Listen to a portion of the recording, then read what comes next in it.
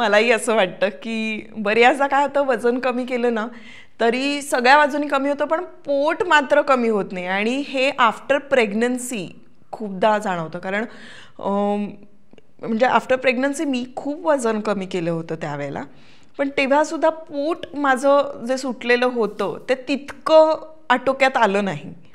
असं बऱ्याच जणांचं होतं. पण त्यासाठी एक महत्त्वाची टिप सांगते. जर पुरुषांचा पोटाचा घेर 90 सेंटीमीटरपेक्षा जास्त असेल आणि स्त्रियांमध्ये तो 80 सेंटीमीटरपेक्षा जास्त असेल तर सावधान, तुम्हाला पोटाचा घेर कमी करायची गरज आहे. त्यामुळे उद्या सकाळी उपाशी पोटी पोटाचा घेर तुमच्या नाभीजवळ, नेवलजवळ मोजा, सेंटीमीटर्समध्ये मोजा, लिहून ठेवा. आणि जसं तुम्ही आत्ता म्हटलात की नवीन वर्षाचा संकल्प केलेला असतो, मग तो संकल्प सत्यात कसा उतरवायचा हे आपण आता पुढे पॉडकास्टमध्ये पाहूया. त्यातलं एकच उदाहरण तुम्हाला सांगते. पॅनक्रियाज हा आपला खूप महत्त्वाची ग्रंथी आहे, हार्मोनल ग्लँड आहे पोटात असलेली. आणि जर पॅनक्रियाजमध्ये 1 ग्रॅम जरी फॅट ॲक्युम्युलेट झालं तरी डायबेटीसची शक्यता कितीतरी पटीनं वाढते. आणि हे माहीत नसल्यामुळे पोटाच्या घेराकडे किंवा त्या चरबीकडे दुर्लक्ष केलं जातं. तेल कुठलं वापरताय आणि किती वापरताय या 2 गोष्टी महत्त्वाच्या. बरेच पेशंट्स मला विचारतात की मॅडम कुठलं तेल वापरायचं, आणि मी पेशंट्सना विचारते किती तेल वापरता ते आधी सांगा. कारण तुम्ही कुठलंही वापरा आणि कितीही महाग वापरा, पण तुम्ही किती वापरताय हे जास्त महत्त्वाचं आहे. नमस्कार मंडळी, चहाची कॉफी स्मिता बरोबर या इन्फॉर्मेटिव्ह गप्पा सत्रामध्ये तुमच्या सगळ्यांचं अगदी मनापासून स्वागत आहे. तुम्हाला माहिती आहे की आपल्या या पॉडकास्टमध्ये नवनवीन डॉक्टर येत असतात, आपल्याला खूप छान मार्गदर्शन करत असतात. आजचा जो विषय आहे तो खूप महत्त्वाचा आहे, कारण खूप जणांनी संकल्प केलेला आहे की मला या वर्षामध्ये वजन कमी करायचं आहे. पण बऱ्याच होतं काय, वजन कमी केलं ना तरीसुद्धा पोटाचा घेर काही कमी होत नाही. बरेच जण खूप वजन नसलं तरी पोट मात्र त्यांचं सुटलेलं असतं. आणि ह्याचं कारण काय आहे बरं, ते कमी होऊ शकतं का, याच्यावर औषधोपचार आहेत का, आयुर्वेदामध्ये कुठल्या चिकित्सा आहेत, याबद्दल सगळी माहिती आज तुम्हाला या पॉडकास्टमध्ये मिळणार आहे. आणि त्यासाठी आपल्याकडे मार्गदर्शन करायला डॉक्टर स्मिता बोरा आलेले आहेत. त्यांचं शिरूरमध्ये खूप मोठं हॉस्पिटल आहे आणि त्यांचं रेसिडेन्शियल पंचकर्मा आहे. तिथे जाऊन तुम्ही पंचकर्मासुद्धा घेऊ शकता आणि त्यांच्याकडनं आपण भरपूर माहिती जाणून घेणार आहोत. चला तर मग त्यांचं स्वागत करूया. आणि आजचा विषय जर का तुम्हाला महत्त्वपूर्ण वाटला तर मला कमेंटमध्ये सांगायला अजिबात विसरू नका. तुमचे काही प्रश्न असतील तेही विचारा, कारण पुढचे 2 एपिसोड ते आपल्याबरोबर असणार आहेत. नमस्कार डॉक्टर, तुम्ही इथे आलात, मला खरंच खूप छान वाटतं आहे. तुमचं खूप खूप स्वागत चहाची कॉफी स्मिता बरोबर या पॉडकास्टमध्ये. आणि मी तुमचे यूट्यूबवर व्हिडिओज बघत असते. त्यानंतर तुमचं ज्ञानप्रबोधिनीमध्ये संपूर्ण शिक्षण झालं आहे. संस्कृतमध्ये तुम्ही MA केलेलं आहे आणि दांडगा असा तुमचा आयुर्वेदावर अभ्यास आहे. तर तुमच्याकडून आम्हाला खूप छान मार्गदर्शन हवं आहे आणि 2 महत्त्वाचे टॉपिक आहेत. तर पुढचे 2 धन्यवाद. हो, मला पण खूप छान वाटलंय, कारण मलाही खूपशी माहिती नव्हती. मी मनोरंजन तसं फारसं बघायला कधी वेळ मिळत नाही, पण जेव्हा तुमचं आणि इंटरॅक्शन झालं तेव्हा मीही जाणून घेतलं. तर तुमचंही नाव इंडस्ट्रीत खूप छान आहे आणि आज हा योग आलाय त्याबद्दल मला खूप छान वाटतंय. म्हणून तुमच्यासाठी एक छानसं गिफ्ट मी आणलेलं आहे. काय म्हणूया, एका स्मिताकडून दुसऱ्या स्मिताला हे असं छानसं गिफ्ट. ही आमची वेलनेस प्रॉडक्ट्स आहेत. तुम्ही ही वापरा, त्याचा अनुभव घ्या. काही ब्युटी प्रॉडक्ट्स आहेत, जसं कुंकुमादी ऑइल आहे, स्क्रब आहे, फेस पॅक आहे, आणि आमचं हिरो प्रॉडक्ट म्हणजे च्यवनप्राश आहे. निरोगी राहण्यासाठी ही सगळी प्रॉडक्ट्स खूप उपयोगी आहेत. नक्की वापरा, त्याचा अनुभव घेऊन मलाही नक्की कळवा. अरे थँक्यू. आज पुन्हा एकदा तुम्ही बोलवलं त्यासाठी धन्यवाद. Thank you so much. म्हणजे मुळात शोमध्ये येऊन तुम्हीच मला गिफ्ट देताय, पण हे गिफ्ट मला डेफिनेटली खूप आवडेल, कारण मला हे प्रोडक्ट्स मी वापरते, मी अगदी आवर्जून वापरते. ह्यातल्या खूपशा गोष्टी मला उपयुक्तच आहेत, मला माहिती आहे, त्यामुळे मी त्या वापरणार आहे. आणि आज खऱ्या अर्थानं समर्पक असं नाव आहे असं मला वाटतं. चहाची कॉफी स्मिता बरोबर, दोघीही स्मिता. So great. आजचा आपला जो विषय आहे तो खूप महत्त्वाचा आहे, कारण या बाबतीत मलाही समस्या आहे. मलाही असं वाटतं की बऱ्याचदा काय होतं, वजन कमी केलं ना तरी सगळ्या बाजूनी कमी होतं, पण पोट मात्र कमी होत नाही. आणि हे आफ्टर प्रेग्नन्सी खूपदा जाणवतं, कारण म्हणजे आफ्टर प्रेग्नन्सी मी खूप वजन कमी केलं होतं त्यावेळेला, पण तेव्हासुद्धा पोट माझं जे सुटलेलं होतं ते तितकं आटोक्यात आलं नाही. असं बऱ्याच जणांचं होतं. फक्त महिलांचंच नाही, महिलांच्या बाबतीत हा एक टप्पा झाला लाईफ मधला. जसं प्रेग्नन्सी आहे, नंतर मेनोपॉज आहे, या काळात महिलांच्या पोटावरचा फॅट वाढतं. पण पुरुषांमध्ये सुद्धा ही समस्या खूप जास्त आहे. विशेषतः भारतीय स्त्रिया आणि पुरुष जगामध्ये यांना थिन फॅट इंडियन्स असं म्हणून ओळखलं जातं. कारण यापूर्वी BMI म्हणजे बॉडी मास इंडेक्स जो आहे, तुमचं उंची आणि तुमचं वजन याचं गुणोत्तर जे आहे ते कसं आहे हे पाहून तुम्ही जाड आहात, अति जाड आहात, कृश आहात हे ठरवलं जायचं. पण सध्या जगभरात चाललेल्या रिसर्चचा एक काय म्हणायचं त्याला एक निष्कर्ष असा आहे की भारतामध्ये मात्र BMI हा इंडेक्स लागू करून उपयोगी नाही. तर त्याच्यासाठी वेस्ट हिप रेशो काय आहे हे पाहिलं पाहिजे. म्हणजे तुमचं कंबर आणि हिप यांचं गुणोत्तर काय आहे हे पाहिलं पाहिजे. नुसतंच तुम्ही हातपाय बारीक आहेत आणि पोट सुटलेलं आहे तर त्याला आपण निरोगी म्हणू शकत नाही, किंवा त्याला आपण योग्य काय म्हणायचं त्याला बॉडी फिजिक म्हणू शकत नाही. म्हणून पोट सपाट असणं हे स्त्रिया आणि पुरुष दोघांसाठी तितकंच महत्त्वाचं आहे. आणि भारतात ही समस्या खूप वेगानं वाढते. त्याचं कारण अर्थातच पुढे येईलच आपल्या एपिसोडमध्ये. पण त्यासाठी एक महत्त्वाची टिप सांगते. जर पुरुषांचा पोटाचा घेर 90 सेंटीमीटरपेक्षा जास्त असेल आणि स्त्रियांमध्ये तो 80 सेंटीमीटरपेक्षा जास्त असेल तर सावधान, तुम्हाला पोटाचा घेर कमी करायची गरज आहे. त्यामुळे उद्या सकाळी उपाशी पोटी पोटाचा घेर तुमच्या नाभीजवळ नेवलजवळ मोजा, सेंटीमीटर्समध्ये मोजा, लिहून ठेवा. आणि जसं तुम्ही आत्ता म्हटलात की नवीन वर्षाचा संकल्प केलेला असतो, मग तो संकल्प सत्यात कसा उतरवायचा हे आपण आता पुढे पॉडकास्टमध्ये पाहूया. बरोबर. पण फक्त पोटाचा घेर वाढायची कारणं काय? म्हणजे बाकी तुम्ही म्हणता तसं की हातपाय एकदम बारीक असतात किंवा वजन जरी कमी केलं तरी बाकी आपण सगळे बारीक दिसतो, पण पोट मात्र दिसत नाही. तर याची कारणं काय आहेत? अगदी बरोबर निरीक्षण आहे. याला आपण हट्टी फॅट असं म्हणू शकतो. बरेचदा जेव्हा वजन वाढतं किंवा फॅट अॅक्युमुलेट होतं बॉडीमध्ये, ते वेगवेगळ्या ठिकाणी होत असतं. तुमची अनुवंशिकता काय आहे, तुमची जीवनशैली कशी आहे, तुमचं वय किती आहे, यानुसार वेगवेगळ्या बॉडी पार्ट्समध्ये फॅट जमा होत राहतं. जसं कोणाचं दंडावर होतं, कोणाचं मांड्यांवर होतं, कोणाचं छातीमध्ये ब्रेस्टमध्ये होतं आणि कोणाकोणाचं पोटावर होतं. पण सर्वात आधी जनरली वाढतो तो पोटाचा घेर आणि सगळ्यात शेवटी कमी होतो तोही पोटाचा घेर. त्याला जास्त प्रयत्न करावे लागतात आणि ते योग्य असायला हवेत हे सुद्धा खरं आहे. म्हणून पोटाचा घेर कमी करताना फॅट डिस्ट्रीब्युशन कसं आहे त्याच्याकडे आपल्याला लक्ष द्यायला हवं. ते प्रत्येकानुसार वेगवेगळं असू शकतं आणि त्यानुसार वेगवेगळे उपाय सुद्धा त्यांनी करायला हवेत. अच्छा. तर पण कारणं बेसिकली काय आहेत असं तुम्हाला वाटतं की पुरुषांचं पोटाचा घेर असण्याची कारणं काय आणि स्त्रियांची पोटाचा घेर असण्याची कारणं काय? येस, मला ना हे पोटाचा घेर म्हटलं की अभय बंग यांचं एक पुस्तक आठवतं. तुम्ही वाचलं असेल, माझा साक्षात्कारी हृदयरोग नावाचं खूप प्रसिद्ध पुस्तक आहे. अगदी वाचा, नक्की वाचा. खूप छान पुस्तक आहे. आणि त्याच्यात त्यांनी पुरुषांमधला वाढलेला पोटाचा घेर हृदयासाठी कसा हानिकारक आहे हे खूप सुंदर समजावून सांगितलंय. म्हणजे हृदयरोगाचं सुद्धा कारण पोटाचा घेर असू शकतो. आपल्या बॉडीत 2 प्रकारचे फॅट असतात. एक आहे सबक्युटॅनियस आणि एक आहे व्हिसरल. सबक्युटॅनियस म्हणजे तुमच्या दंडावर मांड्यांवर जे जमा होते, त्वचेच्या खाली जमा होते ते फॅट. आणि व्हिसरल फॅट म्हणजे पोटातल्या महत्वाच्या ऑर्गन्सवर जमा होणारं फॅट.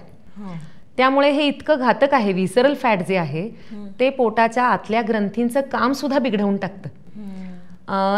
त्यातलं एकच उदाहरण तुम्हाला सांगते. पॅनक्रियाज हा आपल्या खूप महत्वाची ग्रंथी आहे, हार्मोनल ग्लँड आहे पोटात असलेली. आणि जर पॅनक्रियाजमध्ये 1 ग्रॅम जरी फॅट अॅक्युमुलेट झालं तरी डायबेटिसची शक्यता कितीतरी पटीनं वाढते. आणि हे माहीत नसल्यामुळे पोटाच्या घेराकडे किंवा त्या चरबीकडे दुर्लक्ष केलं जातं. तर आपल्याला दोन्ही कमी करायचं आहे, subcutaneous fat as well as visceral fat. Visceral fat का जमा होतं किंवा पोटावर चरबी का जमा होते असं तुम्ही विचारलं तर त्याची कारणं आपल्याला 3 सांगता येतील: आहार, विहार आणि विचार. तर आपण एकेका कारणावर बोलूया. पहिलं कारण अर्थातच आहार. आयुर्वेदामध्ये 3 उपस्तंभ सांगितलेत आरोग्याचे: आहार, विहार, विचार असे. तर पहिला उपस्तंभ अर्थात आहार. तुम्ही काय खाताय, कसं खाताय, किती खाताय, या सगळ्या गोष्टींचा परिणाम अर्थात आपल्या शरीरावर होणार, अपरिहार्य येते. तर आहारामध्ये अध्यशन हे एक महत्वाचं कारण. अध्यशन म्हणजे अधिक खाणं. अधि प्लस अशन असा शब्द आहे तो. अधिक खाणं, अधिक वेळा खाणं, भूक नसताना खाणं, पहिला आहार पचलेला नसताना दुसरा आहार घेणं, किंवा भूक नसताना सुद्धा खाणं, भूक लागलेली नाहीये हे किंवा वेळ झाली आहे आता म्हणून खाणं. आणि बरेच जण वेळ झाली आहे म्हणूनच खात असतात. घड्याळाकडे बघून ते ठरवतात की आता जेवायचंय का, पण शरीराकडे बघत नाहीत. ऍक्च्युअली बाहेरच्या घड्याळापेक्षा आपलं जे आतलं सर्कॅडियन क्लॉक आहे, म्हणजे आपली जी एक नैसर्गिक जैविक घड्याळ आहे, निसर्गाने आपल्या बॉडीत सेट केलेलं आहे, त्याच्याकडे तुम्ही लक्ष देऊन पाहिलं तर कळेल की खरी भूक कधी लागते. पण आपण भूक लागण्याची वाट न पाहता जेव्हा खात असतो, तर तो झाला अध्यसन. नंतर दुसरी गोष्ट आहे चुकीचा आहार. आता आपण बघतोच आहे जंक फूडचं प्रमाण खूप जास्त आहे. त्यामध्ये मग मैदा आला. जंक फूड मध्ये काय असतं? जास्त मैदा असतो, तेलकट असतात, पुन्हा पुन्हा तळलेले असतात, किंवा त्याच्यात खूप मीठ असतं, किंवा साखर जास्त असते. या 4 पैकी एक काहीतरी जंक फूड मध्ये असतं. आता जेव्हा मैदा खूप असतो जंक फूड मध्ये, तेव्हा जे फायबर्स आहेत शरीराला आवश्यक आहेत ते काढून टाकलेले असतात, आणि एक निसत्व कॅलरीज फक्त मैद्यामध्ये असतात. अर्थात त्याचं कन्व्हर्जन फॅटमध्ये होतं. दुसरं तेल जास्त असतं. तेलाचं प्रमाण जर तुम्ही घरी पण खूप जास्त असेल तर तेही घातक आहेच. पण जेव्हा तुम्ही बाहेरचं जंक फूड खाता तेव्हा त्याच्यामध्ये पुन्हा पुन्हा तळल्यामुळे ट्रान्सफॅट्स तयार झालेले असतात. सगळ्या जणांनी बाहेरचं कधी ना कधी खाल्लं असेल आणि पाहिलं असेल की वडा किंवा कुठलाही तळलेला पदार्थ दरवेळेस काही त्यातलं तेल बदललं जात नाही, म्हणजेच त्याच्यामध्ये ट्रान्सफॅट्स तयार झालेले आहेत, ते तुमच्या शरीरात जाऊन चरबीमध्ये त्याचं रूपांतर होणार. ही काळ्या दगडावरची रेघ. तिसरं आहे मीठ. तुम्ही म्हणाल मिठाने कसं काय वजन वाढेल, पण मीठ सुद्धा हायग्रोस्कोपिक आहे. म्हणजे ज्या पदार्थांमध्ये खूप जास्त मीठ असतं ते पदार्थ सेल्समधलं पाणी ओढून घेतात आणि त्याचं कन्व्हर्जन फॅटमध्ये होऊ शकतं. म्हणून मिठाचे पदार्थ कमी हवेत. आणि चौथी गोष्ट अर्थातच साखर. तुम्ही जेवढी रिफाईंड साखर खाताय त्याचं कन्व्हर्जन फॅटमध्ये होते. त्यामुळे अगदी सोपा रूल आहे की तुम्ही खाण्यामध्ये हे 4 पदार्थ कमी ठेवा. तेल, मैदा, मीठ आणि साखर यांचं प्रमाण कमी ठेवा. पण म्हणजे मीठ कमी खायचं तर पदार्थांमध्ये, म्हणजे जे वरतून आपण मीठ टाकतो तसं कमी खावं, किंवा भाजीमध्येच आपण मीठ टाकताना कमी टाकावं, किंवा जे खारट काय म्हणूया खारी बिस्किट्स वगैरे असतात त्याच्यावर मीठ वगैरे असतं, असं कुठल्या प्रमाणात कमी खावं असं तुमचं म्हणणं आहे? WHO ने रेकमेंड केलेला मिठाचा रोजचा डोस आहे पर डे पर पर्सन, तो आहे फक्त 5 ग्रॅम पर डे. अच्छा. आणि भारतीयांचं प्रमाण किती आहे तुम्हाला माहित झालं तर आश्चर्य वाटेल. एक भारतीय सरासरी रोज 12 ग्रॅम मीठ खातो, म्हणजे दुपटीपेक्षा जास्त. आता ते कुठून जाते तर एकतर तुमच्या बेकरी फूड्समध्ये जाते, जसं तुम्ही आता बिस्किट म्हणलात, त्यात नकळतपणे खूप मीठ जाते. सगळ्या नमकीन पदार्थांमध्ये मीठ जाते, म्हणजे फरसाण म्हणा, कुठलाही चिवडा म्हणा, नंतर लोणचं, पापड, हे पण खारे पदार्थ आहेत. चिवडा खारट आहे. या सगळ्या जे टिकाऊ पदार्थ आहेत की नाही, त्यात जास्त मीठ किंवा साखर घालावी लागते तर ते पदार्थ टिकतात. म्हणजे जे ताजे पदार्थ आहेत, तुमचा रोजचा स्वयंपाक आहे, त्यात तुम्हाला सवय तेवढं मीठ तुम्ही खा, काहीच हरकत नाही, ते तुमच्या सवयीचं आहे. पण हे जे चटपटीत पदार्थ तुम्ही खाता ना, तेव्हा तुम्ही एक पदार्थ, म्हणजे आता एक चिप्स खाऊन तुम्ही थांबू नाही शकणार. एक खाल्ला की परत खावंसच वाटतं ते. आणि मग एक्स्ट्रा मीठ आहे, वेफर्स आहेत, त्याच्यामध्ये खूप मीठ जाते. बेकरी आयटम्स, जंक फूड आणि हे खारे पदार्थ, नमकीन, याच्यामध्ये खूप मीठ जाते. हे लक्षात ठेवून मिठाचं प्रमाण आपलं ठरवायला हवं. तुम्ही ताजा स्वयंपाक खाल्ला, तुमच्या घरच्या याच्यात मीठ जेवढं असेल तेवढं तुम्हाला ऍब्सॉर्ब होईल. बाहेरून जे पदार्थ तुम्ही घेताय ते मात्र कमी ठेवा. करेक्ट. किंवा आपण फळांवर सुद्धा जे मीठ घालतो आणि मग त्याची आवश्यकताच नाही, ऍक्च्युली त्याची गरज नसते. किंवा आपण अंड जरी घेतलं तरी चाट मसाला आणि मग मीठ वगैरे घालून आपण जे खातो ते सुद्धा टाळलं पाहिजे. आजकाल तरुण लोकांना प्रत्येक गोष्टीत चटपटीतपणा हवा. त्याच्यामुळे मग पेरी पेरी मसाला आहे, चाट मसाला आहे, असे पॅकेट्सच घरात असतात. आणि प्रत्येक याच्यात ते टाकायची सवय असते. किंवा सॉस म्हणा, मेयोनीज म्हणा, हे सुद्धा खारट पदार्थ आहेत. तुम्ही एकदा सॉसचं कंपोजिशन वाचा. सॉसमध्ये खूप मीठ आहे आणि खूप साखर आहे, आणि प्रत्येकाला तुम्ही ड्रेसिंग म्हणून किंवा त्याच्या बरोबर लावून खाताय, आणि नकळत खूप मीठ शरीरात जाते. अर्थात त्याचे परिणाम खूप आहेत. एजिंग प्रोसेस त्या मिठाने फास्ट होतीये, बीपी वाढते, केस पांढरे होत आहेत, आणि फॅट सुद्धा तुमच्या शरीरात जमा होते. करेक्ट. आणि साखर सुद्धा आपण म्हणतो की खूप कमी प्रमाणात, अर्थात साखर नाहीच खाल्ली पाहिजे, साखर विष वगैरे आहे असं. पण साखराला सबस्टिट्यूट म्हणून गुळ आपण खाऊ शकतो. हे बघा, साखर मी असं मानते की विष वगैरे काही नाही बरं का. कारण आपण कितीही म्हटलं तरी सगळ्यांना मधुर पदार्थ आवडतात. आयुर्वेदामध्ये मधुरला जन्म सात्म्य म्हणलेलं आहे, आणि भारतीय लोकांना गोड आवडतं. त्यामुळे खा गोड, काही हरकत नाही. इतकं घाबरून खाऊ नका त्याला, कारण ती भीती किंवा गिल्ट आहे ना, त्यानेच त्रास जास्त होतो. पण त्याचे गोड खाणं ते साखरेचं खावं की गुळाचं? ते आहे, साखर खावी, मर्यादित प्रमाणात खावी. म्हणजे एकदा गोड खायला लागले की खूप खाणं, विकतचे पदार्थ खाणं हे नकोय. आणि दुसरं एक गैरसमज असा की मग साखरेपेक्षा मी कितीही गुळ खाल्ला तर चालेल, तोही गैरसमज आहे. म्हणजे कुठलाही गोड पदार्थ तुम्ही मर्यादित प्रमाणात खा. साखर कमी ठेवा, गुळ त्या मानाने थोडा अधिक चालेल, पण खूप खाल्ला तर गुळही चांगला नाही जर तुम्हाला वजन कमी करायचं असेल तर. त्यामुळे जेवणाची सुरुवात करताना तुम्ही थोडंफार गोड खाऊ शकता. तो आपल्या भोजन संस्कृतीचा भाग आहे. फक्त ते घरी तयार केलेलं असावं आणि मर्यादित असावं. संतुलन हा आयुर्वेदाचा बेस आहे. कुठल्याही गोष्टीत अतिरेक नको. म्हणजे साखर मी विष म्हटलं तर मी किती दिवस बंद करणार आहे? ते 15 दिवस, महिनाभर. पुन्हा मी खायला लागले की खूप खाणार आहे. त्यामुळे पूर्ण टाळायची किंवा टोकाची भूमिका घेण्याची गरज नाही. आयुर्वेद नेहमी संतुलनाचं समर्थन करणारं शास्त्र आहे. त्यामुळे बॅलन्स ठेवणं खूप महत्वाचं आहे. करेक्ट. आणि आयुर्वेदामध्ये असं सांगितलं की सुरुवातीला आपण गोड काहीतरी पदार्थ खायचा आणि मग सुरुवात करायची. अगदी बरोबर ना? कारण बऱ्याच असं होतं की जेवण झाल्यानंतर आपण गोड खातो, तर त्याऐवजी सुरुवातीला, कारण त्यांनी लाळ तयार होते. आणि आपलं भोजन संस्कृती इतकी समृद्ध आहे, भारतीय भोजन संस्कृती. तशी म्हणाल तर पाश्चिमात्य देशांना कुठली अशी हजारो वर्षांची भोजनाची परंपराच नाहीये. तुम्ही सगळे देश आठवून पहा. जशी आशियाई देशांमध्ये एक भोजन परंपरा आहे, तशी बाकी पाश्चिमात्यांना नाही. आणि सध्या काय, ते ग्लोबलायझेशनमुळे, पाश्चिमात्य जगाच्या आकर्षणामुळे एक ग्लॅमराईज केलंय आपण त्याला. तसं ग्लॅमराईज करायची गरज नाही. आपली पद्धत छान आहे, आपल्या बॉडीला सूट होणारी आहे, आपल्या भूगोलाला, आपल्या हवामानाला सूट होणारी आहे. त्यामुळे स्वीट डिश चुकीचा प्रकार आहे, डेझर्ट चुकीचा प्रकार आहे. मिठाई खायची झाली तर जेवणाच्या आधी खा. प्रत्येक कुठल्या क्रमाने काय खायचं त्याचं पण आयुर्वेदामध्ये वर्णन आहे. म्हणजे मधुर, आम्ल, लवण, कटू, तिक्त, कषाय असे 6 रस आहेत. आणि मधुर रस शरीराचं पोषण करणार आहे. म्हणजे मधुर म्हणजे नेहमी मिठाईच का, तर तसं नाही. पोळी, भात हे सुद्धा गोडच पदार्थ आहेत. तुम्ही नीट चावून खाल्लेत तर ते गोड लागतात. बरोबर. तर हे सुद्धा गोड पदार्थांमध्ये येतात. खजूर आहे, तुम्ही जेवणाची सुरुवात एक छोटासा खजूर खाऊन करू शकता. 2-4 काळ्या मनुका खाऊन करू शकता. त्याने ना एक तर्पण भाव येतो बघा, तृप्ती, संतर्पण म्हणतात त्याला. बरेच जण म्हणत असतील की गोड खाल्ल्याशिवाय आम्हाला जेवल्यासारखंच वाटत नाही. बरोबर.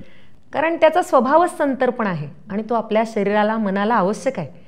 त्यामुळे हरकत नाही. जेवणाची सुरुवात तुम्ही वजन कमी करायचं असेल तरी सुद्धा एक खजूर खाऊन करू शकता. आणि हे ऐकून खूप जणांना आनंद होईल याची मला खात्री आहे. डेफिनेटली. आणि तेल कसं वापरावं याबद्दल काय सांगाल तुम्ही? तेल कुठलं वापरताय आणि किती वापरताय या 2 गोष्टी महत्वाच्या. बरेच पेशंट्स मला विचारतात की मॅडम कुठलं तेल वापरायचं, आणि मी पेशंट्सना विचारते किती तेल वापरता ते आधी सांगा. कारण तुम्ही कुठलंही वापरा आणि कितीही महाग वापरा, पण तुम्ही किती वापरताय हे जास्त महत्वाचं आहे. तर घाण्याचं आणि रिफाईंड असे 2 ऑप्शन आपल्याकडे असतात. एक असतो कोल्ड प्रेस, एक असतं रिफाईंड. तर माझा सल्ला असतो की कोल्ड प्रेस्ड ऑइल्स वापरावी. त्यामध्ये मिनरल्स आणि सगळे विटॅमिन्स शिल्लक असतात, म्हणून कोल्ड प्रेस्ड ऑइल वापरा. आणि दुसरं की किती वापरावं, तर इथे पण भारतीय डॉक्टर्सनी भारतीय लोकांसाठी ठरवलेलं प्रमाण आहे अर्धा लिटर दर माणशी दर महिना. तुमच्या घरात 4 जण आहेत तर महिन्याला 2 लिटरच तेल यायला हवं, तेही बाहेरचं खाणं सोडून. जर तुम्ही रोज एकदा बाहेर जेवताय आणि घरात 2 लिटर तेल लागतंय तर ते जास्त आहे. तुम्ही जर दोन्ही वेळेस घरात जेवताय आणि 4 माणसं घरात आहेत तर तुम्हाला 2 लिटर तेल पुरेसं आहे. तेही आज मोजून ठेवा. मी प्रेक्षकांना सांगेन की आज तुम्ही घरी किती तेल वापरताय. नुकताच महिना सुरू झालाय तर तुम्ही 1 तारखेपासून 30 तारखेपर्यंत किती तेल वापरताय त्याची नोंद ठेवा आणि ते कुठे कुठे कमी करता येईल यावर नक्की विचार करा. खूप महत्त्वाच्या गोष्टी सांगताय तुम्ही. त्याचबरोबरीनं लाईफस्टाईलचा कसा परिणाम होतो हे पोट कमी करण्यासाठी. तर पहिला आपला मुद्दा झाला आता आहार. आपण दुसरा मुद्दा आहे जो विहार, त्याच्यावर बोलूया. विहार म्हणजे तुमची जीवनशैली. तुम्ही सकाळी उठल्यापासून रात्री झोपेपर्यंत काय काय करता हे सगळं विहारमध्ये येतं. म्हणजे व्यायाम येतो, तुमचं दिवसभराचं काम येतं, फिजिकली तुम्ही किती ऍक्टिव्ह आहात हे येतं. बरोबर. तुम्ही जेवल्या जेवला झोपता का हा सुद्धा विहार आहे. तर या सगळ्या गोष्टी विहारमध्ये येतात. अर्थात त्यात पहिला महत्वाचा पार्ट आहे व्यायाम. पूर्वीच्या काळी हालचाली खूप असायच्या आणि विशेषतः पोटाच्या हालचाली असायच्या.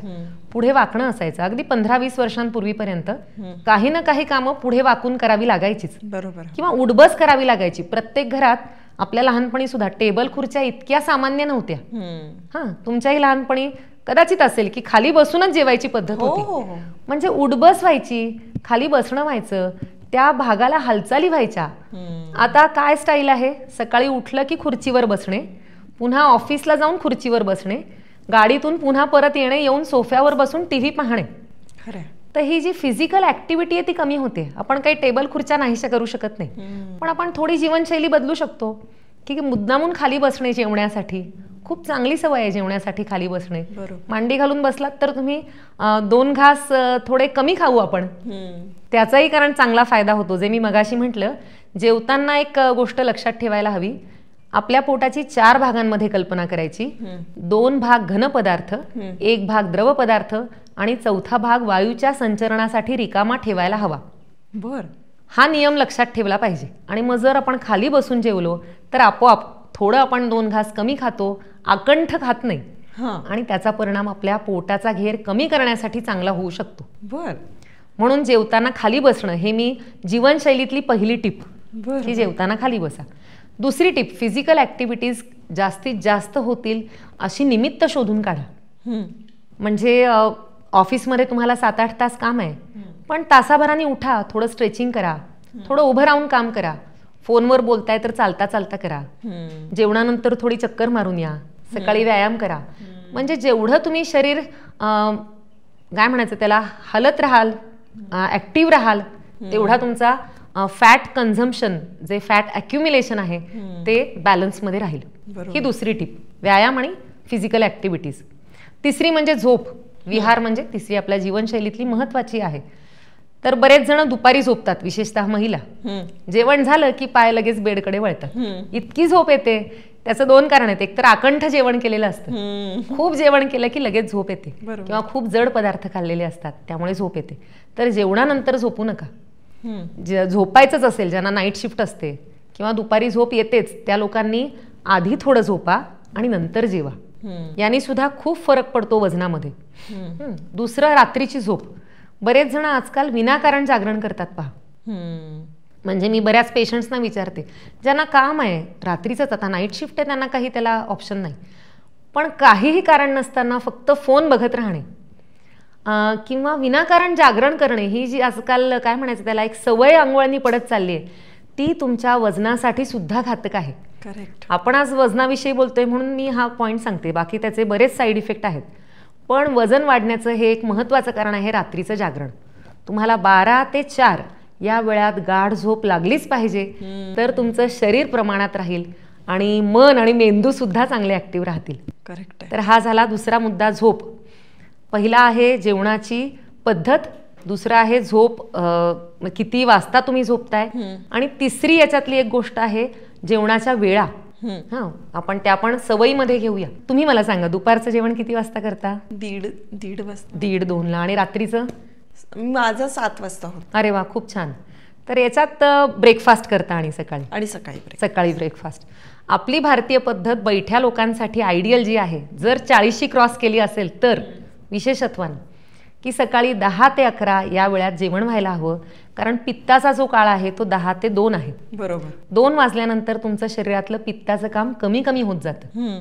म्हणून पचन जे आहे ते 2च्या आसपास पूर्ण व्हायला पाहिजे. अच्छा. तुम्हाला 10 वाजता खूप चांगली भूक लागते. तुम्ही जर कधी ऑब्झर्वेशन केलं तर 10 वाजता चांगली भूक लागते. आणि बऱ्याच जणांना संध्याकाळी 5-6ला खूप भूक लागते, आणि त्या वेळात मग काहीही जे अवेलेबल असेल ते खाल्लं जातं. तर दुसरा सल्ला असा की संध्याकाळचं जेवण शक्य तितकं सूर्यास्ताच्या जवळपास करा. एवढे 2 बदल केलेत तरी पोटावरचं फॅट खूप फास्ट कमी होईल.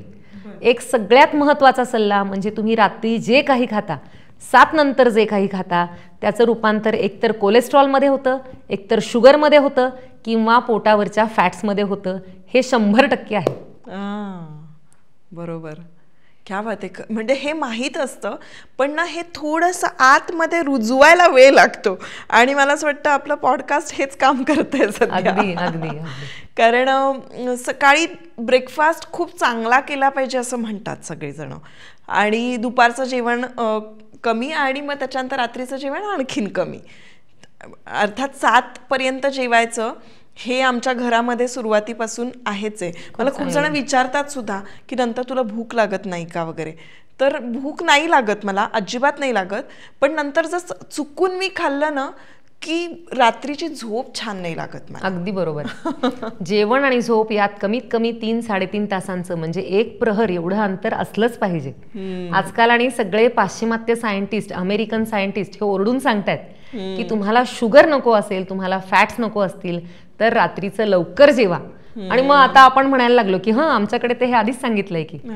पण आता मला वाटतं भारताने डोळे उघडण्याची गरज आहे. कारण आपली देशाची जी ओळख आहे बाहेर जगामध्ये ती डायबेटिक कॅपिटल अशी होती. आणि ते खूप चुकीचं आहे. पुढच्या पिढीसाठी, एकूण आपल्या क्रिएटिव्हिटीसाठी खूप घातक आहे. त्यामुळे संध्याकाळी लवकर जेवण्याची संस्कृती रुजवायला हवी.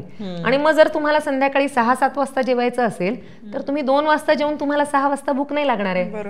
म्हणून मग सकाळचं जेवण 9-10 वाजता करा.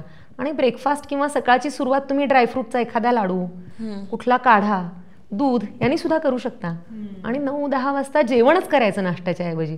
अगदी पोटभर सावकाश करायचं. आणि संध्याकाळचं जेवण 6-7 वाजता करायचं. म्हणजे हे इंटरमिटंट फास्टिंग सारखं झालं खरं सांगायला गेलं. पण तसं त्याला आपण काय म्हणायचं, उपास फास्टिंग मध्ये कुठला शब्द आला की उपाशी राहायचंय मला, तशी याच्यात कन्सेप्ट नाहीये. तुम्ही पोटभर जेवायचं आहे. आणि सकाळी पण तुम्ही ड्रायफ्रुट्स वगैरे खाऊ शकता. मोजून मापून असं काही करू नका. कारण हिवाळ्यात मला खूप भूक लागते, मग सकाळी मी एखादा लाडू आणि दूध घेतलं तर काही हरकत नाहीये. उन्हाळा आहे तर मी 2दाच खाईन. पावसाळ्यात आणखी कमी भूक लागेल, कदाचित मी एकदाच खाईन. म्हणजे शरीराचं ऐका आपल्या. किंवा कोणीतरी बाहेर ऋतूनुसार करा, आपल्या शरीरानुसार, आपल्या कामानुसार तुम्ही बदलू शकता. कारण वर्षभर आपली भूक सारखी राहत नाही बघा. ऋतूनुसार आपली भूक बदलते. तर जेव्हा तुम्ही इंटरमिटंट फास्टिंग अडॉप्ट करता, त्या काय म्हणायचं त्या कन्सेप्ट मध्ये स्वतःला बसवायला बघता, तेव्हा मला असं वाटतं की एक नकळत ताण येतो. शिक्षा केल्यासारखं तर नाही ना वाटत. असं मला वाटतं की नाही खायचं नाही, 16 तास नाही खायचंय. मग सारखं नाही खायचंय हा शब्द राहतो डोक्यात. तर माझं असं म्हणणं असतं त्याच्याकडे एवढं काय म्हणायचं शिक्षा म्हणून त्याच्याकडे पाहू नका. 2दा जेवा, व्यवस्थित जेवा. भूक लागली तर 3ऱ्यांदा सकाळी खा. फक्त रात्री मात्र 7 नंतर खाऊ नका. हे 100%. कारण ते बरेचदा क्रेविंग्ज असतात, भूक नसते. बरोबर. पण डॉक्टर मला म्हणजे पर्सनली असं वाटतं, ते योग्य आहे का ते सांगा, की आपण स्वतःचा आहार किंवा आपण स्वतःचं डाएट ठरवण्यापेक्षा एकदा आपण जर का तज्ज्ञांकडून जर का ते जाणून घेतलं, ओके, की कारण मला सगळ्याच गोष्टीतलं सगळं नॉलेज नाही किंवा पॉडकास्ट ऐकून सुद्धा ही एक सार्वजनिक माहिती मिळते. पण माझ्या शरीराला काय योग्य आहे आणि काय अयोग्य आहे त्यासाठी मला असं वाटतं की मग तुम्ही आयुर्वेदाचारी असतील त्यांच्याकडे जा, न्यूट्रिशनिस्ट असतील, डायटिशियन असतील, जे कोणी आहे त्यांच्याकडे जाऊन एकदा प्रॉपर की कुठल्या वेळेला एक जनरल माझा आहार असला पाहिजे, माझ्या शरीरासाठी काय योग्य आहे हे असं घ्यायला. हो, अगदी बरोबर आहे. कारण आयुर्वेद हे कस्टमाइज्ड सायन्स आहे. त्याच्यामध्ये 10 गोष्टींचा विचार केला जातो. प्रकृती, देश, दुष्य, काल, अनल आणि वय, जीवनशैली या सगळ्यांचा विचार करून एखाद्या व्यक्तीचं अनालिसिस केलं जातं आणि मग त्याला आम्ही सल्ला देऊ शकतो की हे तुझ्यासाठी योग्य आहे. कारण शरीरातल्या दोषांची स्थिती प्रत्येक वेळेस वेगवेगळी असते. आणि आजकाल तुम्ही म्हणताय तसं आपण नॉलेज तर देतोच आहोत, पण तरीही सोशल मीडियाचा आणखी एक साईड इफेक्ट म्हणजे कन्फ्युजन खूप वाढते. करेक्ट. कारण प्रत्येक जण वेगळं सांगते. आणि प्रत्येक जण सांगते ते त्या वेळेस सगळ्यांना बरोबरच वाटतं आणि मग थोडे दिवस तो बदल करून पाहिला जातो. पण हे प्रयोग होतात. त्यामुळे स्वतःला काय सूट होईल याची माहिती तज्ज्ञांकडनं करून घेतलेली कधीही चांगली. कारण प्रत्येकाचा अनुवंशिकता, बॉडी टाईप, कामाच्या पद्धती वेगवेगळ्या असतात आणि तज्ज्ञ तुम्हाला त्यासाठी मदत करू शकतात. हे अगदी बरोबर आहे. म्हणजे मी हे खास प्रेक्षकांना सांगेन, आपले सबस्क्रायबर्स आहेत त्यांना सांगेन, कारण कमेंट बॉक्समध्ये अगदी पर्सनल काही प्रश्न विचारले जातात. त्यावेळेला उत्तर देऊ का नाही शकत, कारण तुमच्या बॉडी टाईपसाठी काय योग्य आहे हे इथे बसून आम्ही उत्तरं नाही लिहू शकणार. त्यासाठी तुम्हाला तज्ज्ञांकडे जावं लागेल, त्यांना ते चेक करावं लागेल आणि मग ते तुम्हाला सांगू शकतील. त्यामुळे बऱ्याचदा अशी आपण रँडमली उत्तरं इथे देऊ शकत नाही. अगदी जे कॉमन प्रश्न आहेत त्या प्रश्नांची उत्तर आपण देऊ शकतो. बरोबर आहे. आमच्याही चॅनलवर आमचं अर्हम आयुर्वेद नावाचं चॅनल आहे आणि त्याच्यावर हमखास पेशंटना कन्सल्टेशन हवं असतं. पूर्ण केस हिस्ट्री लिहून पाठवतात, माझी टीम माझ्याकडे पाठवते. पण मी त्यांना नाही उत्तरं देऊ शकत तपासल्याशिवाय, कारण शेवटी डॉक्टरचा रोल हा क्लिनिकमध्ये पेशंटला चेक केल्यानंतर सुरू होतो. आता मी हे लोकांपर्यंत आयुर्वेद पोहोचावा म्हणून हे प्रयत्न चाललेलेच आहेत, पण तुम्हाला वैयक्तिक सल्ला हवा असेल तर कन्सल्टेशन मस्ट आहे. Correct correct. सो पोटाचा घेर कमी करण्यासाठी आपला आहार विहार हा इम्पॉर्टंट आहेच आहे, पण व्यायाम तुम्ही म्हणाला तसं की हालचाल आपली इम्पॉर्टंट आहे, पण पोटासंदर्भातले जे काही व्यायाम अगदी खास करून केले जातात तर त्याचा उपयोग होतो का? 100% होतो. फिजिकल ॲक्टिव्हिटीजमध्ये पण आपण पोटाला कमरेला हालचाली होतील अशा हालचाली करायला हव्यात. आणि सगळ्यात सुंदर व्यायाम आहे सूर्यनमस्कार. पोट कमी करण्यासाठी खूप सुंदर आहे. तुम्ही जर सूर्यनमस्कार करत नसाल पहिल्या दिवशी 12 करून पहा, कुठल्या पार्टला ताण येतोय आणि कुठला पार्ट दुखतोय हे कमेंट्समध्ये नक्की लिहा. 100% लोकांचं पोट दुखेल जर सवय नसेल, कारण पोटाच्या मसल्सना जे आहेत ना, जे लॉंगिट्यूड मसल्स आहेत, उभे मसल्स आहेत, त्यांना खेचलं जातं सूर्यनमस्कारामध्ये. आपलं बॅक बेंडिंग खूप कमी झालंय, आपण मागे वाकतच नाही. भुजंगासनामध्ये जे आपण मागे वाकतो त्यांनी पोटाचा हा भाग खेचला जातो आणि मग तिथलं फॅट कमी व्हायला मदत होते. त्यामुळे खूप फॅन्सी काही करायची गरज नाही. अगदी आपल्या सगळ्यांच्या परिचयाचा, शाळेपासून सगळ्यांना शिकवलेला व्यायाम प्रकार आहे. फक्त अवेअरनेस, माइंडफुलनेस खूप महत्वाचा आहे की रोज सूर्यनमस्कार करा, श्वासाकडे लक्ष देऊन करा आणि हळूहळू वाढवत न्या त्याची संख्या, तर खूप सुंदर रिझल्ट दिसतो. आणि आपल्या चॅनलवर सुद्धा सूर्यनमस्कार कसे घालायचे त्याचं ट्युटोरियल दिलेलं आहे. श्वास कधी घ्यायचा कधी सोडायचा हेही खूप व्यवस्थित सांगितलंय. 12 सूर्यनमस्कारांचा सेट आपण तयार केलेला आहे. छान छान. सो ते बघून तुम्ही करू शकता. आणि आता आयुर्वेदामध्ये याच्यासाठी काही औषधोपचार आहेत का? म्हणजे तुमच्या क्लिनिकमध्ये काय आहेत आणि आयुर्वेदिक चिकित्सा काही आहेत का? नक्की आहेत यासाठी. जसं मी सांगितलं, या सगळ्या गोष्टींचा अवलंब केल्यानंतर चिकित्सेचा फायदा होतो. म्हणजे पेशंट्स मला येऊन विचारतात, मॅडम 100% गॅरंटी ना पोट कमी होणार, वजन कमी होणार? तर मी त्यांना असं सांगते की तुम्ही मला गॅरंटी द्या की मी जे सांगितले ते तुम्ही फॉलो करणार आहात ना. मी जे सांगितलेत आता टिप्स, की आहारात काय पदार्थ टाळायचे, व्यायाम किती करायचा, कसा करायचा, हे सगळं लक्षात ठेवा आणि त्याच्याबरोबर आयुर्वेदिक उपचार करा. तर उपचारांमध्ये काही औषधं आहेत. जसं त्रिफळा खूप चांगलं औषध आहे. फॅट कटर आहे त्रिफळा. ज्यांना पोट साफ होत नाहीये आणि चिकटपणा असतो, कफ प्रकृती असते, त्यांच्यासाठी त्रिफळा हे चांगलं औषध आहे. तुम्ही ते 1 चमचा रोज रात्री गरम पाण्यात घेऊ शकता. पण खूप कोरडेपणा असेल, जर शरीरामध्ये वाताची प्रकृती असेल, तर त्रिफळाने आणखी कोरडेपणा निर्माण होतो. हेच मला विचारायचं होतं, कारण त्रिफळाचे जसे फायदे तसे तोटे सुद्धा आहेत. हो, त्रिफळाने कोरडेपणा निर्माण होऊ शकतो. त्यासाठी मग दुसरा उपाय आहे एरंडेल तेल. खूप सुंदर क्लिन्झिंग करणारा आहे एरंडेल तेल. त्यात पण पुन्हा 2 ऑप्शन्स आहेत, रिफाइंड आणि कोल्ड प्रेस. रिफाइंड तेलाचा तसा म्हणावा तसा उपयोग होतच नाही. त्यासाठी कोल्ड प्रेस जे ऑइल आहे एरंडेल तेल, ते तुम्ही आठवड्यातनं एकदा डॉक्टरांच्या सल्ल्याने घ्या किंवा आठवड्यातनं एकदा आधी 10 ml घेऊन पहा. 10 ml साधारण 2 लूज मोशन्स व्हायला हवेत. आणि त्या दिवशी पूर्ण हलका आहार घ्यायचा. फक्त साधी मुगाच्या डाळीची खिचडी खायची, दिवसभर लंघन करायचं. असं तुम्ही आठवड्यातनं 15 दिवसातनं एकदा केलं तर एरंडेल तेलामुळे पचनाच्या संस्थेची शुद्धी होते. आणि दुसरं, अगदी सेल्सपर्यंत पेनिट्रेट करून तिथले दोष काढून आणण्याची शक्ती एरंडेल तेलामध्ये आहे. त्याला वातारी म्हटलं आहे आयुर्वेदात. म्हणजे एखादा सिंह ज्याप्रमाणे हत्तींच्या समूहाचा नाश करतो, त्याप्रमाणे एरंडेल तेल शरीरातल्या वातरूपी सगळ्या विकारांचा नाश करण्यासाठी समर्थ आहे, असं त्याला म्हटलेलं आहे. तर वातामुळे सुद्धा पोट वाढलेलं असतं. मग असे एक कारण राहिलं आपलं की प्रसूतीनंतर का वाढतं, तर वातदोष वाढलेला असतो किंवा अपानवायूचं संतुलन बिघडलेलं असतं. वाताची गती आहे ती उलट दिशेने, म्हणजे पोटात फुगा किंवा हवा भरल्याप्रमाणे पोट फुगलेलं असतं. नुसतीच चरबी नाही, नुसताच फोफसेपणा असतो. त्यावेळेस एरंडेल तेलाचा खूप छान उपयोग होतो. आणि तिसरा उपचार आहे, काही औषधं आहेत अर्थात, ती प्रत्येक व्यक्तीनुसार देतो. तिसरा सगळ्यांना चालेल असा उपचार आहे पंचकर्म. अतिशय सुंदर रिझल्ट्स आहेत पंचकर्माचे. ज्यांनी एकदा केलंय त्यांना त्याचा अनुभव आलेला असतो. फक्त असं आहे की पंचकर्म ही पुन्हा पुन्हा करायला लागतात. बरेचदा पेशंट्सना काय वाटतं, एकदा पंचकर्म केलं झालं. तुम्ही गाडी आहे तुमची, किती दिवसांनी सर्व्हिसिंग करता? 3-4 महिन्यांनी, 6 महिन्यांनी, अगदी न चुकता करता. आणि आपल्या शरीराच्या सर्व्हिसिंगसाठी आपल्याकडे वेळ नाही, हे एक सबब असते. तर प्रत्येकाने पंचकर्म आपल्या प्रकृती परीक्षण करून, ऋतूचा विचार करून पंचकर्म वर्षातनं किमान एकदा ते 2दा करणं हे मस्ट आहे. आणि त्याने इतकं सुंदर रिझल्ट्स मिळतात. त्याचं बाय प्रोडक्ट आहे की पोट कमी होतं.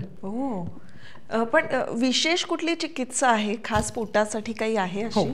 विरेचन आणि बस्ती असे 2 पंचकर्म आहेत. बरं. साधारण 6 ते 7 दिवसांची ट्रीटमेंट असते. त्याच्यात तुम्हाला स्नेहन, स्वेदन, बस्ती तुमच्या प्रकृतीनुसार वेगवेगळे दिले जातात आणि त्यांनी साधारण 7 दिवसात माझा असा अनुभव आहे की 3 ते 4 इंच पोटाचा घेर कमी होतो. हो, पण म्हणजे ते तिथे जाऊन म्हणजे राहून करावं लागेल की आपण क्लिनिकमध्ये रोज जाऊन येऊन करायचं? काय होतं, पंचकर्म ही सर्व्हिसिंग आहे. जर तुम्ही रेसिडेन्शियल पंचकर्म केलत, कुठे राहून केलत, तर तुमचा पूर्ण फोकस त्याच्याकडे असतो. जेव्हा तुम्ही तुमच्या डेली रुटीनमध्ये पंचकर्म करताना तेव्हा तुमचं अर्ध लक्ष इकडे, अर्ध लक्ष कामाकडे, अर्ध घरामध्ये आणि अर्ध त्या ट्रीटमेंटकडे असतं. त्यामुळे व्यवस्थित पथ्य पाळणं होत नाही किंवा खूप प्रवास होतो, खूप बोलणं होतं. जेव्हा तुम्ही कुठल्याही ठिकाणी रेसिडेन्शियल ठिकाणी राहून करता तेव्हा एकतर पूर्ण विश्रांती मिळते शरीराला, मनाला, पूर्ण फोकस त्या ट्रीटमेंटकडे असतो. तुमचा आहार आमच्या हातात असतो. त्यामुळे त्याचे खूप सुंदर रिझल्ट्स मिळतात. म्हणजे करायला हरकत नाही, तुम्हाला तुमच्या जवळपासच्या वैद्यांकडे जाऊन करायला अजिबात हरकत नाही. पण जिथे राहायची सोय आहे तिथे तुम्ही राहून केलं तर त्याचे रिझल्ट्स अमेझिंग आहेत, हे अगदी नक्की. क्या बात आहे. हे कळणं फार गरजेचं होतं. आणि साधारण दिवसभरातले किती तासची ट्रीटमेंट असते आणि बाकीचे काय हे पण आता हे डिपेंड करतं अर्थात की तुम्हाला काय तक्रार आहे याच्यानुसार प्रत्येकाला डिपेंड करतं. त्यांचं आम्ही एक दिनचर्या सेट करून दिलेली आहे पेशंटशी की सकाळी व्यायाम करणं, आधी काढा असतो, मी तुम्हाला पण दिलेला आहे. अर्हम कषाय नावाचा आमचा हर्बल टी आहे. बरं. चहाला ऑप्शन, बऱ्याच जणांना चहा पिल्याशिवाय दिवसाची सुरुवात होत नाही आणि त्यात पुन्हा साखर जाते, म्हणून आम्ही एक हर्बल टी बनवलेला आहे. साधा आहे, सोपा आहे, पण तुम्ही घेऊन पहा, टेस्टी आहे. तर त्यांनी दिवसाची सुरुवात होते पंचकर्माच्या पेशंटची. नंतर काही योगासनं प्रत्येकाला वेगळी त्यांच्यानुसार दिली जातात. नंतर त्यांचं काही कर्म असतात सकाळच्या वेळेत. जर विरेचन असेल तर वेगळी कर्म, बस्ती असेल तर वेगळी कर्म. मग दुपारी जेवण, विश्रांती, संध्याकाळी पुन्हा एखादं उपकर्म असतं, म्हणजे लेप लावणं, जळवा लावणं किंवा आणखी काही उपकर्म, पुन्हा एखादा बस्ती देणं. हे रोजच्या रोज तपासून मी ठरवते आणि मग स्टाफ किंवा थेरपिस्ट त्यानुसार करतात. आणि संध्याकाळी लवकर झोपणं, 6च्या आत जेवणं, ही सगळी बंधनं काय होतं, पेशंट माझ्या समोर असल्यामुळे 100% पाळली जातात. 7 दिवस पूर्ण होतं ना. आणि त्याची नंतर सवय पण लागते. मी जेव्हा पेशंट्सना, माझेही पेशंट्स लोकल आहेत, त्यांना मी जेव्हा घरी देते तेव्हा मलाच शंका असते की हे घरी जाऊन नक्की त्या नियमांप्रमाणे सगळं करतायत की नाही. जेव्हा माझ्याकडे पेशंट राहतो तेव्हा मला खात्री असते की जे मी सांगितलंय, जो आहार सांगितलाय, किती वाजता सांगितलाय, तो सगळा 100% फॉलो होतो आणि मग रिझल्ट पण 100% दिसतो. अगदीच. आणि मला असं वाटतं हे सगळं केल्यानंतर डेफिनेटली पोटाचा जो घेर आहे तो कमी होऊ शकतो 100%. आणखी एक आता याच्यात सांगायचं राहिलं, आपण आहार, विहार आणि उपचार याच्यावर बोललो. आपला एक मुद्दा राहिला विचार, आणि तो सुद्धा खूप महत्वाचा आहे. कारण तुमचं खानपान, तुमची जीवनशैली अगदी छान असेल तरी सुद्धा विचारामुळे सुद्धा तुमच्या पोटावर फॅट साचू शकतं. स्ट्रेस. येस. आणि त्याच्या मागचं कारण आपण समजून घ्यायला पाहिजे. म्हणजे तुमची जीवनशैली, तुमचं, मला बरेच पेशंट विचारतात की मॅडम आम्ही अगदी मोजून मापून खातो, एवढंच खातो, एवढ्या वाजताच खातो, व्यायामही करतो, तरी सुद्धा पोट कसं काय वाढतं, असा बऱ्याच प्रेक्षकांच्या मनात प्रश्न असेल. तर त्याचं कारण सांगते.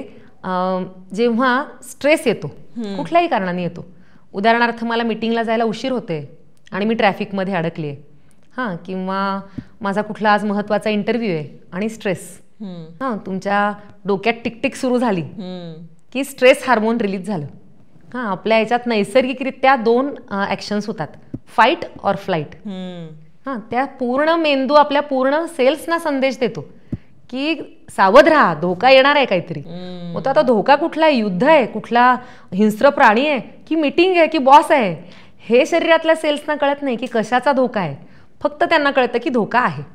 मग आता हा संदेश गेल्यानंतर सेल्स काय करतात, जसं मुंग्या पावसाळ्यामध्ये पुढे पाऊस येणार आहे पण धान्य आधी गोळा करून ठेवतात, किती लगबग असते बघा त्यांची. सेम तशीच प्रक्रिया सेल्समध्ये होते. एकदम धावपळ उडते सेल्सची आणि त्या काय जमा करतात, पुढे संकटाच्या वेळेस कामी यावं म्हणून फॅट स्टोअर करतात. आणि मग हे दिवसातनं किती वेळा होतं तुमच्या बाबतीत, टेन्शन आलंय, धावपळ आहे, रोज होतंय आणि कितीदा होतंय, दिवसातून 5-10, 6-10, त्याला काही लिमिटच नाही. आणि ते धोके छोटे छोटे आहेत, पण तुमच्या सेल्सना ते कळत नाहीयेत की कशामुळे होतंय हे. आणि मग ती प्रक्रिया सतत चालू राहते आणि ते स्ट्रेस हार्मोन तुमच्या शरीरात फॅट स्टोअर करत राहतं की कधीतरी कामी येईल.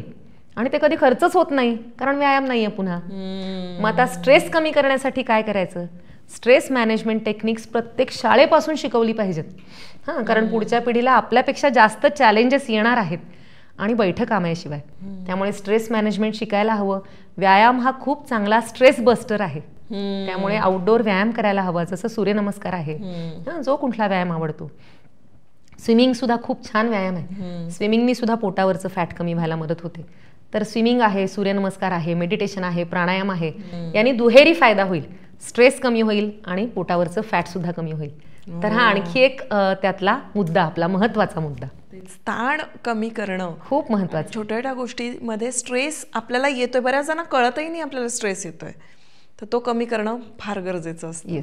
तर ताण हा अगदीच महत्त्वाचा विषय आहे. आणि तुम्ही म्हणाला तसं बऱ्याच जण आपल्याला कळत नाही की हा ताण येतोय सुद्धा, की आपण इतके यूज टू झालेलो असतो त्याला, आणि तो ताण येत असतो आणि ती घेण्याची सवय लागते. म्हणूनच ही स्ट्रेस मॅनेजमेंट खूप गरजेची आहे.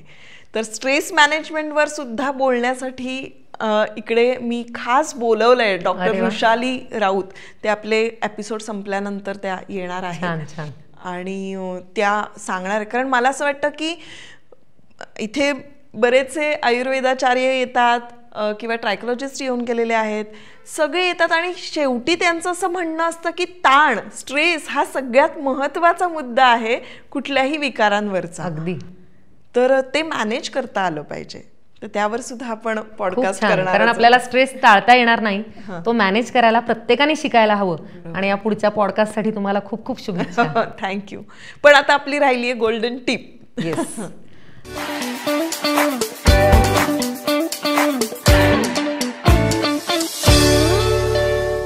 तर मी आज तुम्हाला एक खास कानमंत्र देणार आहे. 30 दिवसात तुम्हाला फ्लॅट पोट मिळेल असा एक उपाय मी तुम्हाला देणार आहे. त्याचा मलाच आधी सांगा, मला गरजेचं आहे. डे 1 ला काय करायचंय तर पोटाचा घेर सेंटीमीटर्स मध्ये मोजायचा उपाशी पोटी. बरं. आणि तुम्हाला किती हवाय ते गोल ठरवायचे. बरं. समजा तुमचा आता 82-83 आहे आणि तुम्हाला 75 हवाय, 70 हवाय. जे काही तुमचं गोल आहे ते तुम्ही लिहून ठेवायचं आहे. आपण स्मार्ट गोल ही कन्सेप्ट ऐकली आहे का तुम्ही? येस. आपण चॅनलवर सांगितलंय सुद्धा. होय ना. तर मग गोल कसं असलं पाहिजे? पहिली गोष्ट स्पेसिफिक असलं पाहिजे की किती आहे आणि किती करायचं आहे. तिसरं आहे ए, स्मार्ट मधला अचिवेबल असलं पाहिजे. म्हणजे तुम्ही एका महिन्यात खूप अनरिअलिस्टिक गोल ठेवू नका की मी 1 महिन्यात 5-6 इंच कमी करणार आहे. तुमच्या आवाक्यातलं ठेवा. कारण कधी कधी खूप अनरिअलिस्टिक गोल ठेवले, अचीव झाले नाहीत तर निराशा येते. बरोबर. ते टाळण्यासाठी अचिवेबल ठेवा. खूप असेल तर थोडं कमी करा आणि दर महिन्यात थोडं थोडं कमी करा. चौथं आहे रिअलिस्टिक, रिलिव्हंट किंवा रिअलिस्टिक. जसं आपण आता बोललो की रियालिटीमध्ये राहा. आपली जीवनशैली कशी आहे, तुम्ही एकदाच उठून 2 तास व्यायाम नाही करू शकणार. पहिल्या दिवशी कराल, नंतर कंटिन्यू राहणार नाही. आणि त्याला ही बॉडी काय करते, एकदम रिॲक्ट करते, रिस्पॉन्ड करत नाही. त्यामुळे सावकाश जा आणि चिकाटीने जा. हे झालं चौथं. आणि टाइम बाउंड. बरेच जण वर्षाच्या पहिल्या दिवशी ठरवतात की मला पोटाचा घेर कमी करायचा आहे, पण तो किती दिवसात करायचा आहे हेच ठरवत नाही. बरोबर. म्हणून ते टाइम बाउंड असलं पाहिजे की मी 3 महिन्यात करणार आहे, मी 4 महिन्यात, 6 महिन्यात करणार आहे. जो काही कालावधी आहे तो लिहून ठेवा. मी तर प्रेक्षकांना म्हणेन की हे सगळं डिक्लेअर करा आणि कमेंट्समध्ये अवश्य शेअर करा. कारण जेव्हा तुम्ही कुठली गोष्ट डिक्लेअर करता, एकमेकांना सांगता, तेव्हा तुम्ही त्याला एक जबाबदार असता. मी हे कुठेतरी डिक्लेअर केलेलं आहे आणि मला हे अचीव करायचं आहे. त्यामुळे कमेंट्समध्ये नक्की लिहा की किती आहे आज घेर आणि 30 दिवसात किती अचीव करणार आहे. आणि त्यासाठी काय करायचं हे पुन्हा एकदा रिवाईज करते. पहिली गोष्ट, सकाळची सुरुवात जी आहे ती काढ्यानी करा. आयुर्वेदिक बरेच हर्बल टी असतात, त्यांनी करा. दुपारचं जेवण 10 ते 11 मध्ये घ्या. जेवल्या जेवल्या झोपू नका. रोज कमीत कमी 45 मिनिट ते 1 तास व्यायाम करा. व्यायामामध्ये सुद्धा तुम्ही व्हरायटी ठेवू शकता. वेगवेगळे व्यायाम करा, पण सूर्यनमस्कारांना प्राधान्य द्या. दुपारी भूक लागली तर ताक घ्या. ताजं ताक हे फॅट कटर आहे, त्याला आयुर्वेदात मेदोहर म्हटलं आहे. आणि सगळ्यात शेवटचं, रात्रीचं जेवण जे आहे ते 7च्या आसपास करा. एवढं जर तुम्ही फॉलो केलं तर 30 दिवसात पोटाचा घेर नक्की कमी होईल, ही माझी गॅरंटी. क्या बात आहे. सुंदर सांगितलं तुम्ही. म्हणजे त्यामुळे क्लिअर झालं की काय करायचं आहे. आणि मला खात्री आहे की आपले सबस्क्रायबर्स जे आहेत ना, मी कायम म्हणते की आपण एकत्र ग्रो होतोय आणि ग्लो होतोय का, कारण आपल्याला खूप नॉलेज मिळतं आणि नॉलेज मिळाल्यानंतर मला असं वाटतं की ते सोपं होतं, ते फक्त ऍप्लिकेशन राहतं मग, पण मुळात नॉलेज असणं फार गरजेचं आहे. तर तुम्ही खूप छान टिप सांगितली, तुमचे मनापासून धन्यवाद आणि आता भेटूया पुढच्या एपिसोडमध्ये. थँक्यू.